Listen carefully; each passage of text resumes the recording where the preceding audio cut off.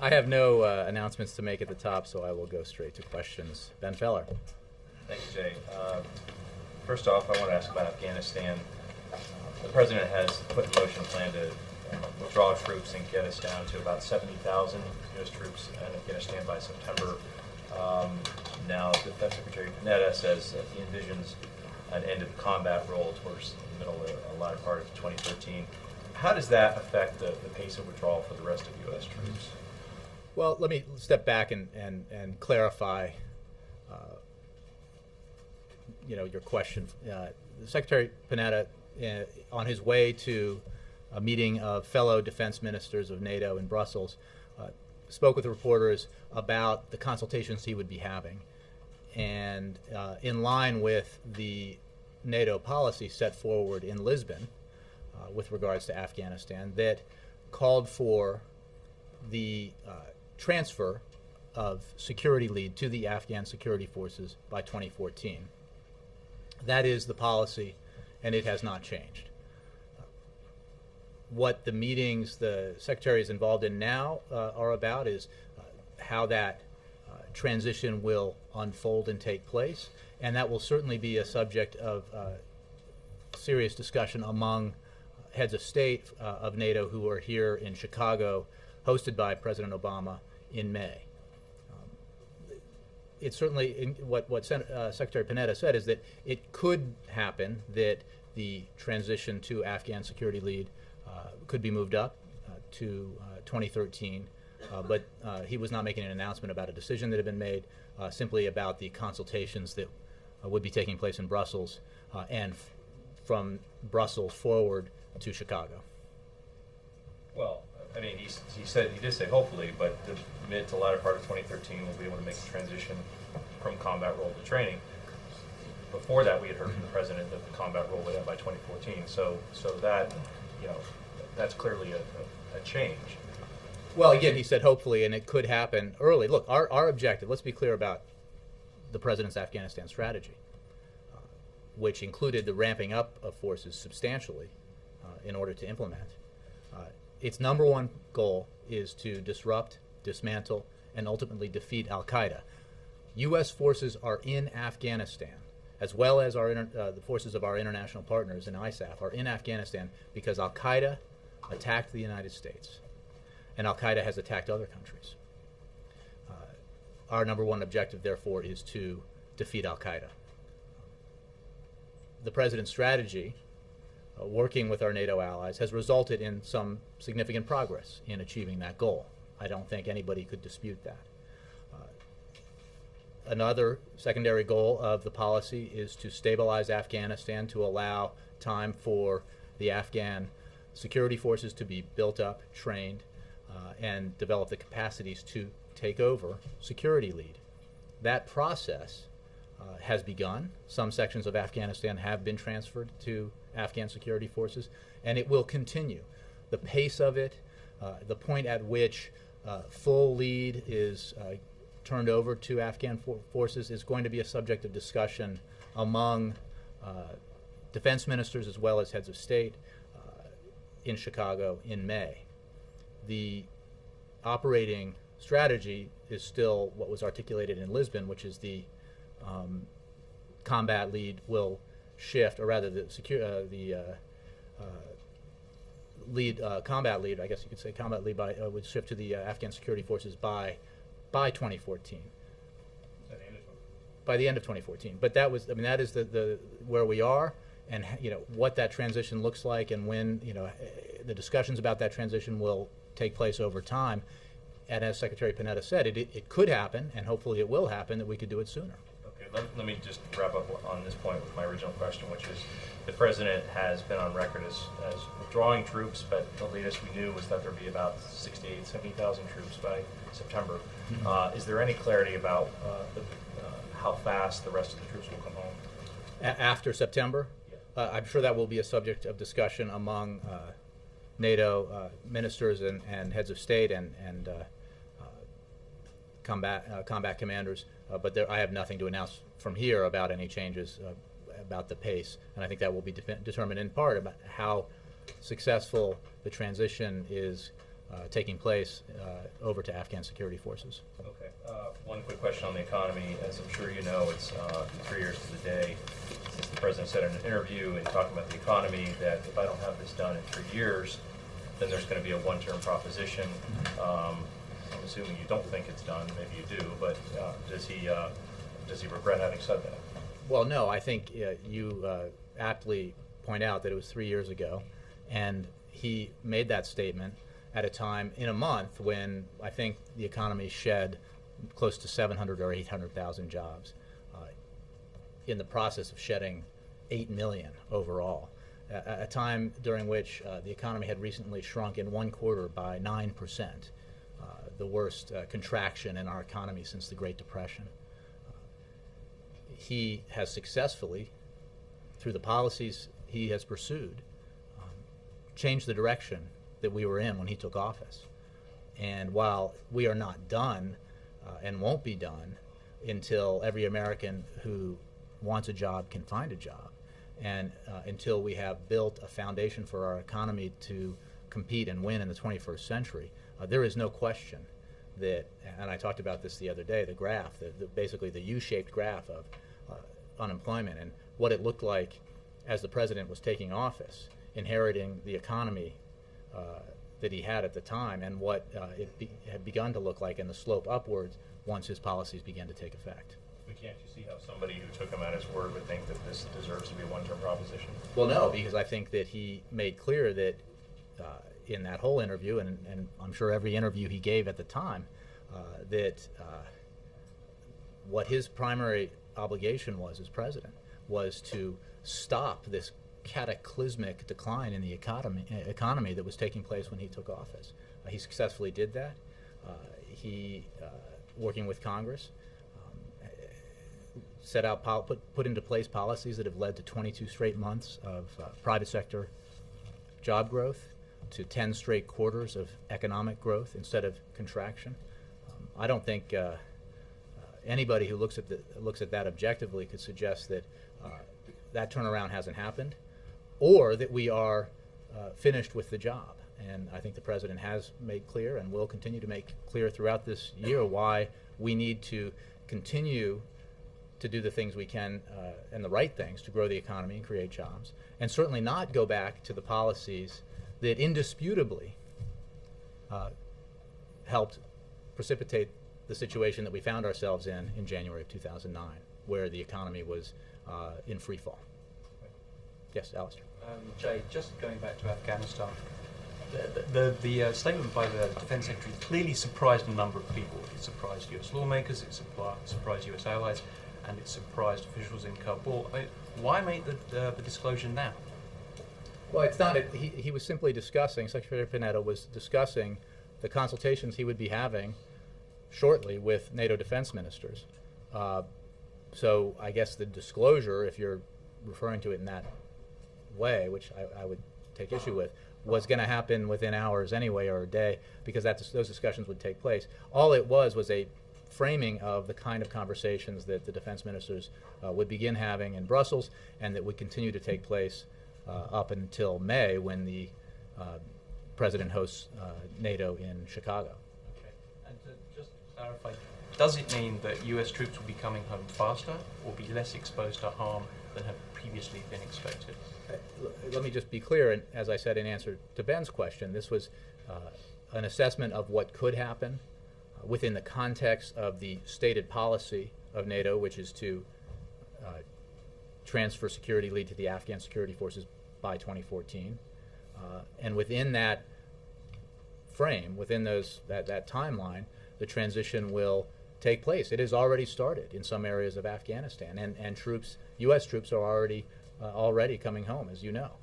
So obviously, as time passes and defense ministers, heads of state, combat commanders make decisions about and assessments of how much progress is being made, what the conditions are like on the ground, adjustments will be made in terms of schedules and timelines. But that's what Secretary Panetta was referring to, and that discussion will continue, as I said, throughout the spring. Okay, one little thing. a group of Republican senators are proposing legislation to halt the sequester in 2013 and pay for it with a federal pay freeze. What would the White House say to that? That should be the legislation that says, America, we didn't mean what we said. Is that the bill? It should, because the whole idea of the sequester was to design it in a way so that nobody, Democrats or Republicans, wanted it to become fact. Therefore, they would be compelled to make the tough choices that would lead to the minimum $1.2 trillion in deficit reduction that had been agreed to. That remains the case. The sequester is bad policy for a reason, so that it doesn't get enacted. But those cuts have to take place. The cuts have to take place. Congress is compelled to make them happen. And this president will obviously sign into law a balanced approach to making that deficit reduction happen. But it can't be that some members of Congress promise to their constituents, promise to America, with the Budget Control Act, look what we've done. We're holding our own feet to the fire, my fellow Americans, and then a few months later decide, we didn't really mean it, let's change that. That's not how it works, and that's not how it should work. The sequester is onerous for a reason, and the president certainly hopes that Congress will take up the issue again and present him with deficit reduction measures that are balanced in the way that he has outlined and that bipartisan deficit reduction commissions have outlined. Jake, and then Christy. Two healthcare issues in the news today. The Susan G. Komen Foundation has decided to stop funding breast cancer screenings at Planned Parenthood. 22 Democratic senators just wrote a letter to the Komen Foundation asking them to change that decision. I'm wondering if the White House or President Obama have an opinion. Yeah, I've seen the reports, but I don't have any comment on it from the White House. These are obviously two private organizations, so I don't have anything for you on that. And then Speaker Boehner today said that he thought that the rule that HHS recently announced of requiring all health insurance to provide contraceptive services, he thought that rule, which, as you know, aroused the ire of the Catholic Church, among other organizations, is unconstitutional.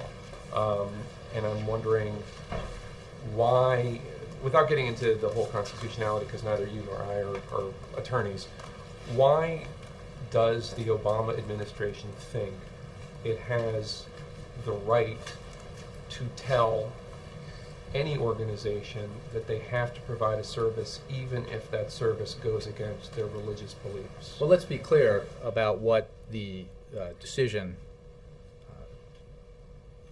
does. First of all, on the constitutionality issue, no, we do not believe, we obviously believe this is constitutional. But the point of the decision, which was made after careful consideration and we believe reaches the appropriate balance between religious beliefs and the need to make services available to women across the country, we want to make sure that women have access to good health care, no matter where they work. And that all women who want access to contraceptives are able to get them without paying a copay every time they go to the pharmacy. And let's be clear about it, because there's been a lot of,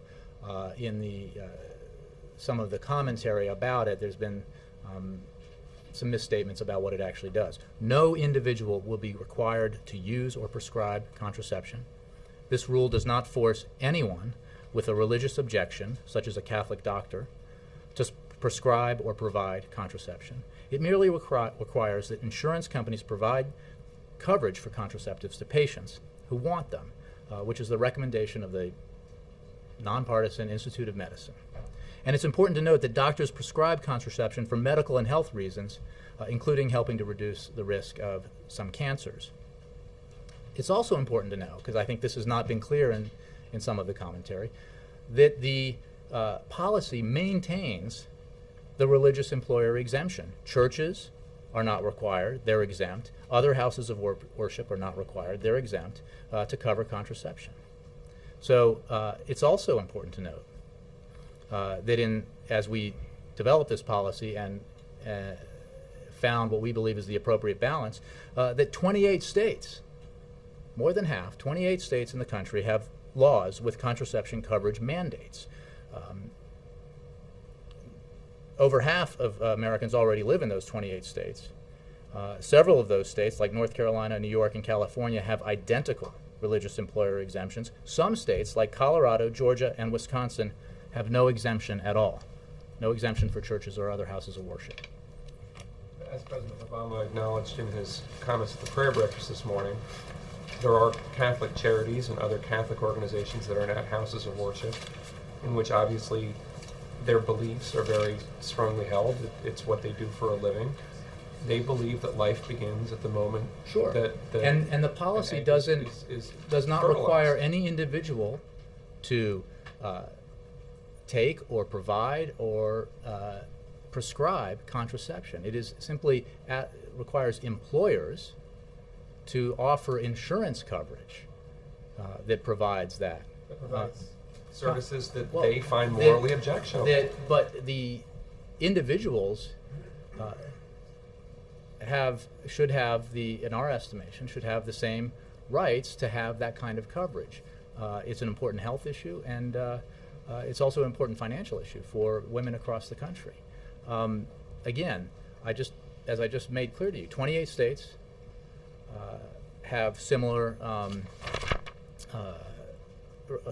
require insurance companies to cover contraception, and several states, large ones, North Carolina, New York, and California, have identical religious employer exemptions, and some, Colorado, Georgia, and Wisconsin, have no exemption at all. So I think the idea that this is something wholly new is not been well explained in some of the coverage. Again, it makes sure that employees, we're talking about employers here and employees, and employees of all different faiths who might work at organizations that are affiliated with a single faith. We need to make sure that those employees of all different faiths have access to contraception, and that's why we sought what we believe is an appropriate balance. Can you see why we individuals are certainly offended by it and feel like well, they're we forcing certainly see that there's disagreement about this. We consulted with a wide range of people in establishing this policy and finding the balance that was found. And we're certainly aware of some of the reporting out there, but I think it's important to note that there hasn't been a lot of clarity to what the policy actually is, the exemption that exists within it, and what it's requiring here. It is, again, not requiring any individual to in any way violate his or her conscience. It is not requiring anything but employers, organizations, big hospitals and universities, for example, to offer insurance coverage that includes this service, just like elsewhere. Christy. My questions actually are on the very same topic. The President this morning talked about making policy decisions within a moral framework, and I just wonder if this one it followed that. Did the President engage? Did he pray about it? Did he talk it over with religious leaders before this decision was rendered? Well, I haven't had the discussion about what his own, whether he himself prayed about it. I just haven't had that conversation with him. He did consult with some religious leaders about it. And I think that when you talk about making decisions within a moral framework, providing necessary medical services to women across the country is also a decision that falls into that context. And when you seek to find the appropriate balance, which is what we sought here to do, you have to weigh all these factors, including the need to provide services to women, and obviously the issue of religious belief, and that's what the balance we found. A balance that has been found by by states across the country, and where other institutions have successfully dealt with in those states. As you know, we want to continue to work with organizations for the next year as they develop how they're going to handle this policy. And so this was done with careful consideration. It was not done arbitrarily. It was done absolutely focused on the issues under consideration now. And could you also talk about the response that you've gotten since this picked up steam and people became aware of it? Have you heard from interest groups? Have people been calling? What kind of response? And also this morning, were there any religious leaders who wanted to talk to the President about it? You know, I didn't travel with the president to the prayer breakfast, and I didn't discuss that with him this morning, so I don't know. But we've seen media reports, people expressing opinions on a variety of sides of this issue, and I'm sure that some folks have heard from people who believe it's the right policy and people who disagree with it. But I don't have anything specific on that for you. Nora? On Afghanistan, is there any daylight between President Obama and Secretary Panetta? Not at all. So the president also is hopeful that by mid-2013, American forces and others can transition from a combat role to a train and assist role. Look, the president made clear that U.S. forces are in Afghanistan to accomplish a mission, and they will not stay in Afghanistan forever, and they will not stay in Afghanistan any longer than is necessary to accomplish that mission. And one of the things he made very clear that he would do if he were elected president, and that he has absolutely done since he's been came to office, is clarify exactly what our mission in Afghanistan is. As you know, Nora, because you were... The Secretary are clarifying again with an accelerated timetable? No, I think that what was made clear back in June when the president talked about the drawdown is that there would be discussions about the transition, the pace, and the slope of the drawdown, and the transfer and the time, how the transfer would unfold to Afghan security lead. Obviously, within the context of making the full transfer by the end of 2014, you can't make assessments 2 years out about how things will look every month along the way. So those assessments are being made. But it is absolutely the case that this president is committed to achieving our mission in Afghanistan and then drawing down U.S. forces. There is no question about that. So and let's be clear that the policy he inherited was one of neglect in Afghanistan because of the focus on the war in Iraq. He made clear as a candidate that he would change that. He made clear that he would heighten the focus on the real enemy, which was Al-Qaeda. He has done that. And he has made clear that he would commit resources and make tough decisions to ensure that we were successfully pursuing the right objectives in Afghanistan, and he's done that. This is all part of that Afghanistan policy. Can you respond then to the criticism specifically from Mitt Romney, who has said, why in the world would you go and give people that you're fighting and tell them that the date you're pulling out troops? It makes absolutely no sense. Mm-hmm. Well, I'm not going to address specific criticisms from one person, but obviously there are some out there. And, the president has a very clear, focused, achievable policy with a lot of muscle behind it. What he does not support is war without end. And I mean that in the temporal sense and in the objective sense. War without a temporal end, like how long will we be there and why? And I think that there is some of the critics of the president's very focused strategy in Afghanistan, who said this when we talked about 2014 and are now saying it again today, supported a policy in Afghanistan under the previous administration that no two people involved in it could explain.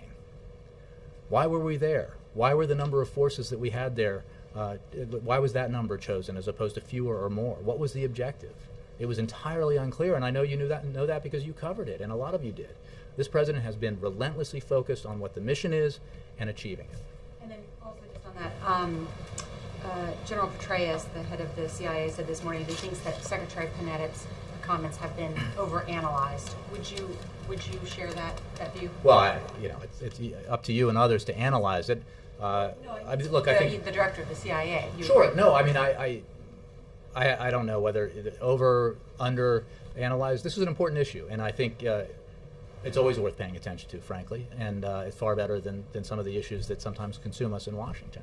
The Secretary of Defense made some comments about a very important policy that the President is implementing, and I think it's perfectly appropriate to discuss it. And then any opinion about this? But I would say, as I have said in answer to Ben and Jake and Alistair, that the context is important to understand here. This is within the context of the already stated policy of transferring security lead to the Afghans by 2014. How that transition takes place is what Secretary Panetta will be discussing and is discussing with defense ministers in Brussels, and that conversation will continue right up through May when President Obama hosts his fellow NATO heads of state in Chicago in May. In your opinion on the CBO report yesterday that unemployment would likely be above 9% by the election, and also that the deficit, again, will be over $1 trillion this year, making President Obama the only president to have 3 years of trillion-plus deficits. How does the president defend Well, that? made possible in part by the $1 trillion deficit he inherited from his predecessor. He's But been in the office 3 years. I well, mean, no question. In the end, he came into office with the worst recession since the Great Depression, a catastrophic decline in economic growth and employment, and took measures to reverse that catastrophic situation, and measures that have been successful. I think I don't have the graph now, but I saw an interesting graph lately about what policies contributed to the deficit that we have now, and I think it's worth reading, and maybe we'll find it for you, because there's no question that 2 massive unpaid tax cuts, 2 very expensive unpaid for wars, expansions and entitlements that were unpaid for, and other programs that were unpaid for that happened prior to the president coming into office are big contributors to the deficit. It is also true, because of the catastrophic economy that existed in early 2009, that he took measures. He took measures. Years, he would be looking at a Well, no, one-term he didn't proposition. talk about. He wasn't referring to the deficit by itself. He was talking about turning this economy around. And there's no question that the economy has turned around after it went down quite dramatically, and it's now been climbing out of the hole that was dug for 10 straight quarters, 22 straight months of private sector job growth. The work is not done, but I think it is important to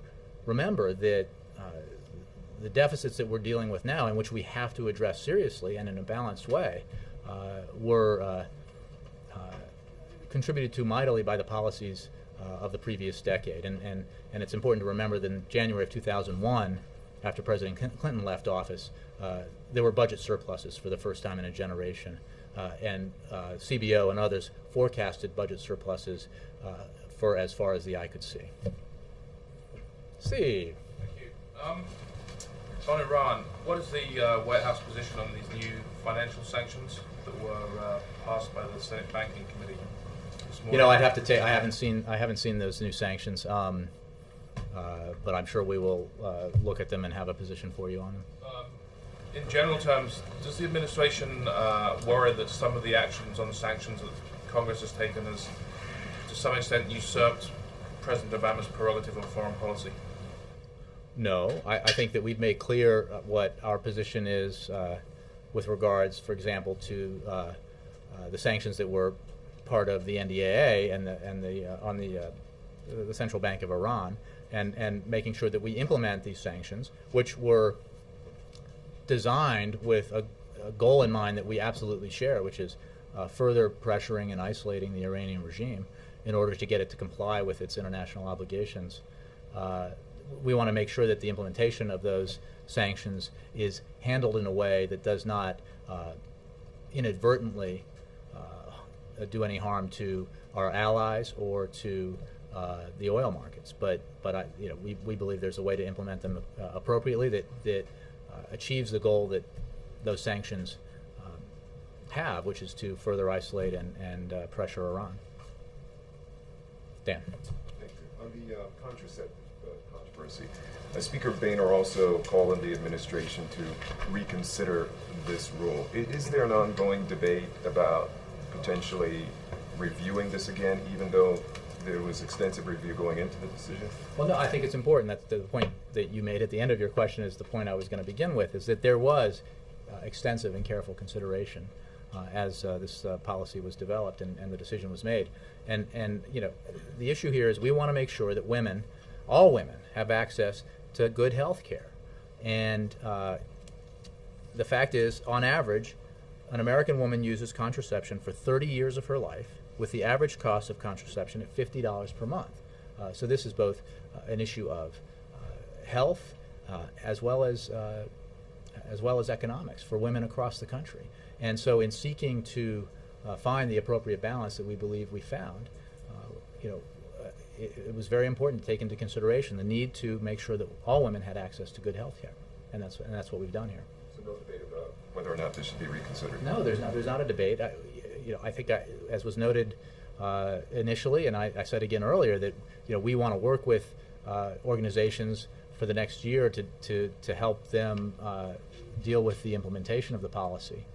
But the decision has been made, and it was made after careful consideration.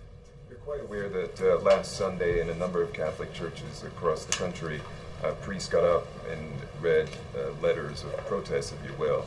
Any concern at all that this kind of pushback could grow to sort of a wider extent among the Catholic Church, and what the political implications of this could be? You know, this policy was decided upon based on the merits, based on a balance, a consideration of the need to find a balance between religious beliefs on the one hand and the need for broad access to important health care on the other for women across the country. This was not a decision about politics, and you know, we've obviously know of and have seen the reports that you mentioned.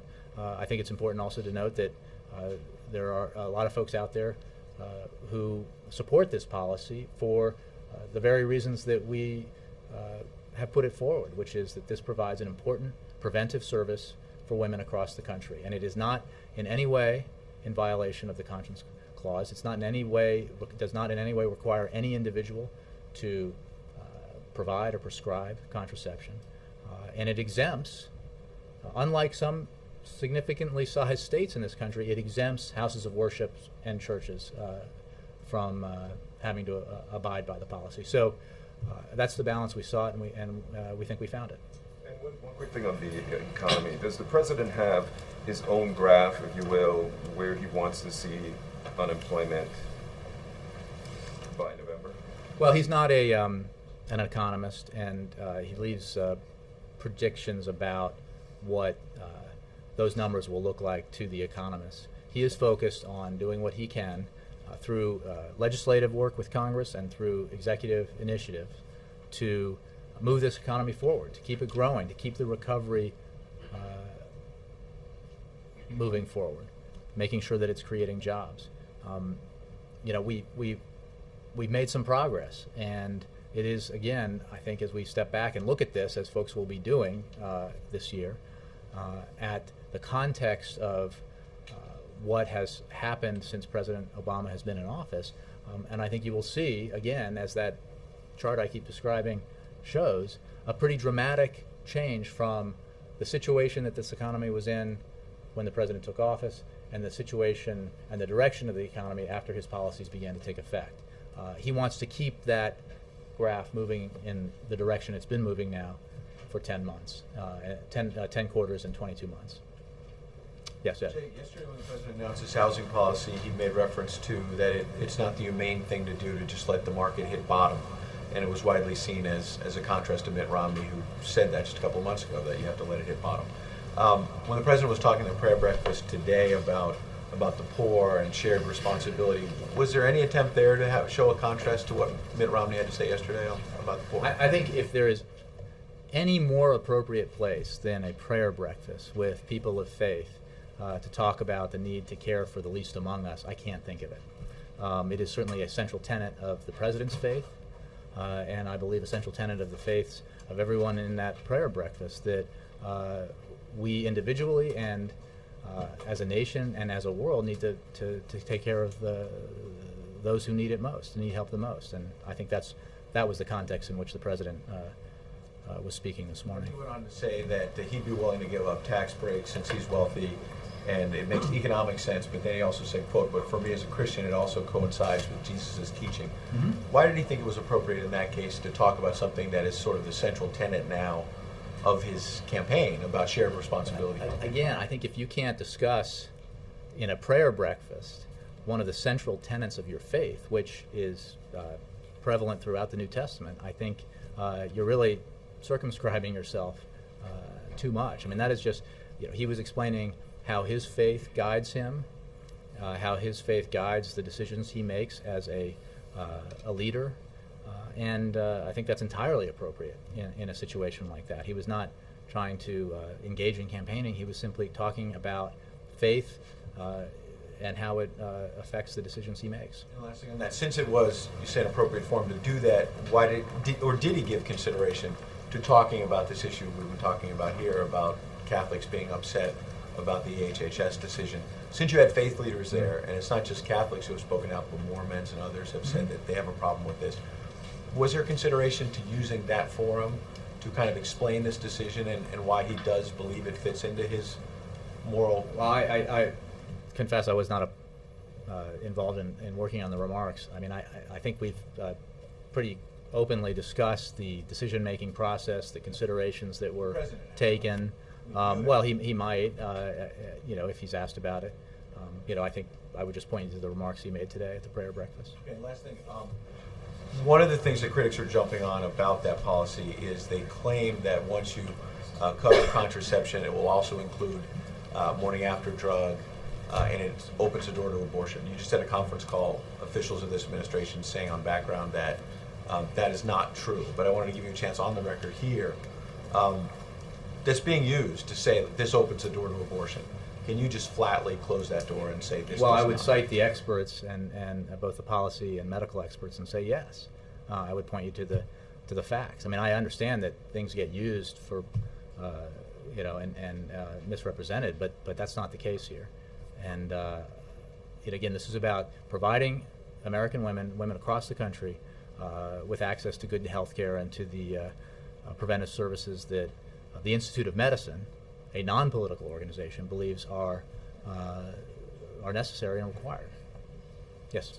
Back on the prayer breakfast, the President said that he cited some of the legislation, the major pieces of legislation he's pursued.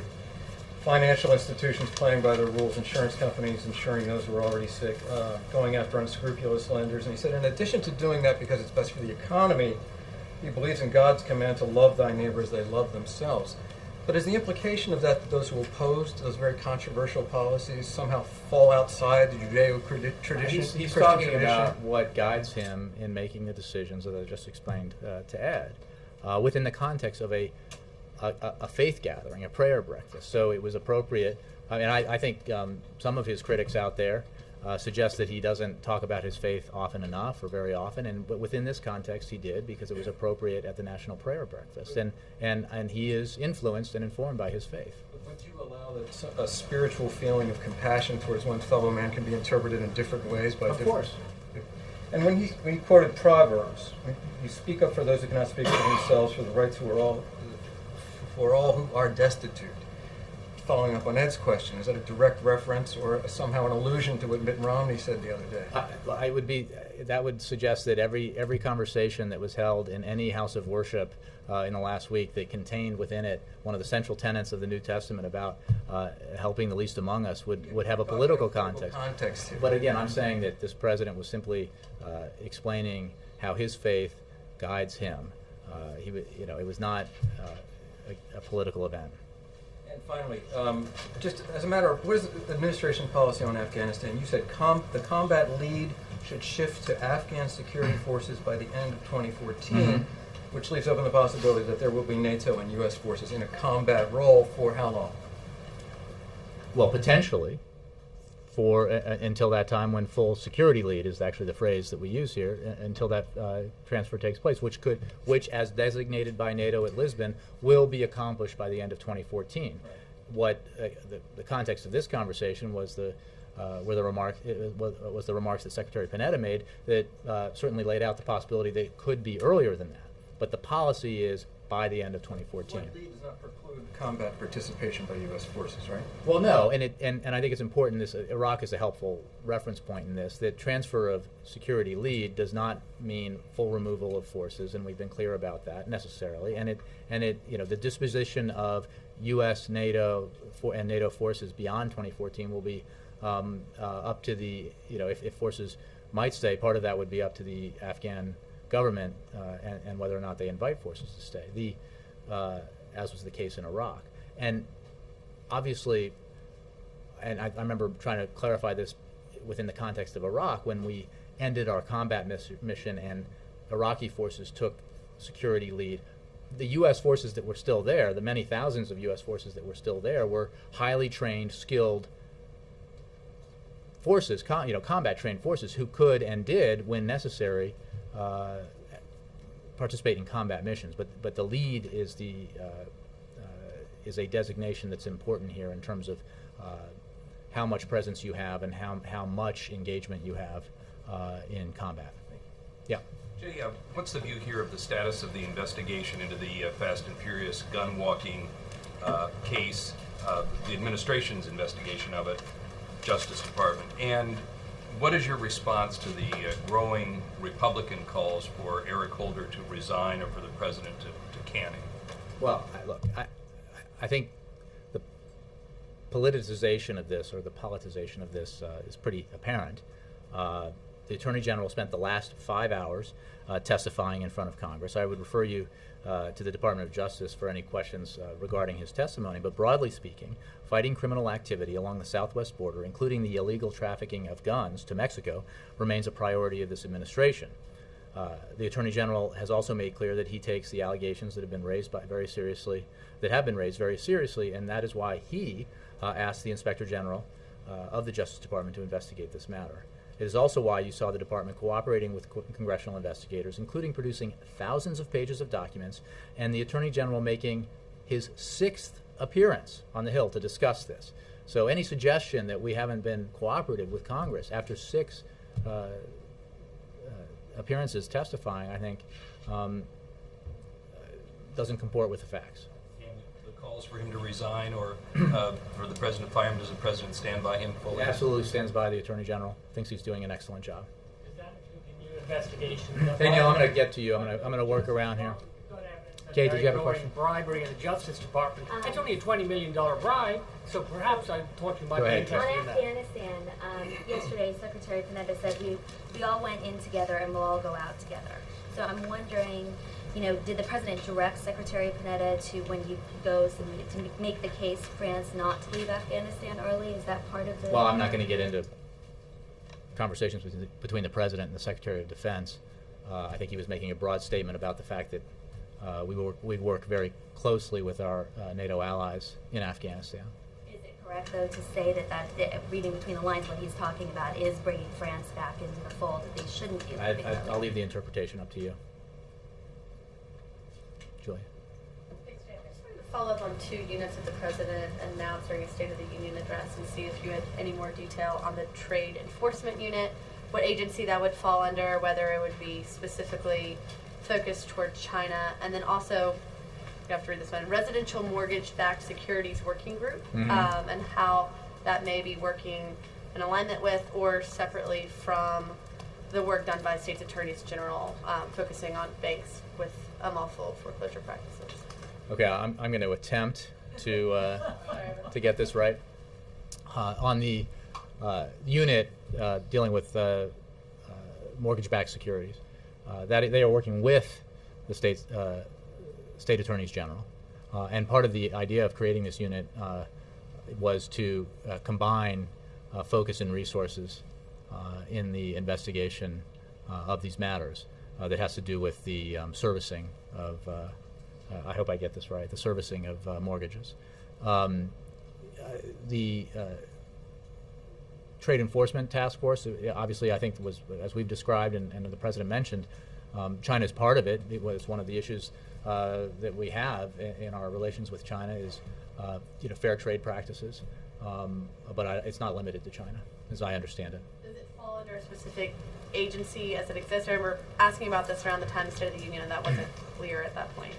I will probably have to get back to you on that because I don't want to give you the wrong answer. Thanks. Yes, Jay. Jay, so what you're saying is that there was nothing inartful or off message said by the Secretary of Defense when he was in Europe? He's an artful man.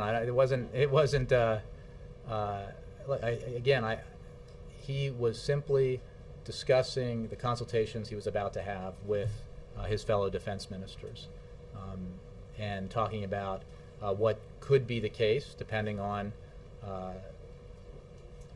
conditions on the ground in Afghanistan and the discussions with our partners and allies in ISAF and NATO. So that's really, to the extent that General Petraeus, I think that's what General Petraeus was probably referring to when he talks about them being overblown. Again, this was overanalyzed.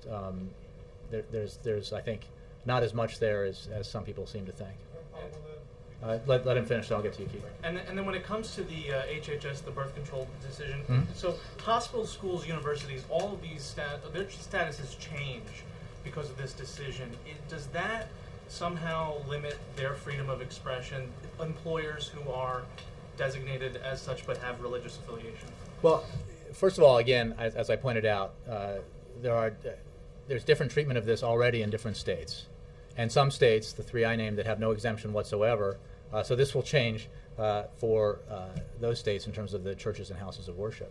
What we're talking here is about employers and employees, not about institutions and employees. And we're not asking individuals. It does not in any way require individuals to provide or prescribe contraceptives in contravention to their beliefs.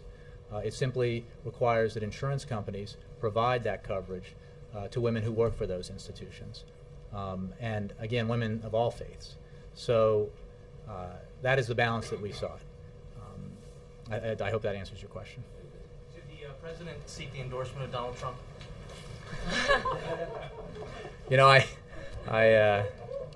I'm not going to comb over that question. It's good, right? Just there's a danger in speaking off the cuff, but no, I think I need you up here. Don't just brush this off. You guys are pretty good. Look, the only comment I'll have on that beyond the one I just made is I think the president gave his views about Mr. Trump at the dinner that many of you attended last spring. Keith. You said that Secretary Panetta sort of suggested something that would be possible, but in fact what he said is that this is actually the goal of the United States is by mid-2013 to late 2013 to end the combat role. And that's what really was news about this. So the question is that U.S. policy that's the goal to end combat participation by then? Keith, I appreciate the question. Our goal is to execute the mission, disrupt, dismantle, ultimately defeat al-Qaeda, give the Afghan government the breathing room to help build up Afghan security forces so that they can take security lead in the country. The policy, not just of this administration and the United States, but of NATO, is for that transfer to full Afghan security lead to take place by the end of 2014. That is a policy decision made back at Lisbon, and what has been clear ever since Lisbon, and what the president made clear in his speech in June, is that we will obviously be evaluating the transition and how it takes place, the slope and pace of the drawdown of forces and the transfer of territory to Afghan security forces along the way. So it is certainly our goal. I guess, unlike some folks, the president does not believe that U.S. troops should stay in Afghanistan for the sake of staying. They should stay there to fulfill their mission, and then he will bring them home. And so I think that within the context of transfer by the end of 2014, it is certainly possible, and if possible, therefore desirable, to have that transition take place earlier. But it is not an announcement of a new policy. Yes, Leslie. Jay, you mentioned last one. Yeah. You mentioned that some of the president's critics have suggested that he doesn't talk about his faith very much or very often. So why was he did go into it quite a bit today? Well, I think he has at the National Prayer Breakfast, and I think that's what I was saying, is that if this is an environment where he has in the past, and he certainly felt comfortable talking about it today, and I just, I've seen some of that criticism from some folks about him discussing his faith. But I think this is an appropriate environment, a national prayer breakfast, a gathering of men and women of faith, and so he felt very comfortable discussing how his faith influences his worldview and the decisions that he makes. Do you have any political considerations? No, he did not. Thanks very much.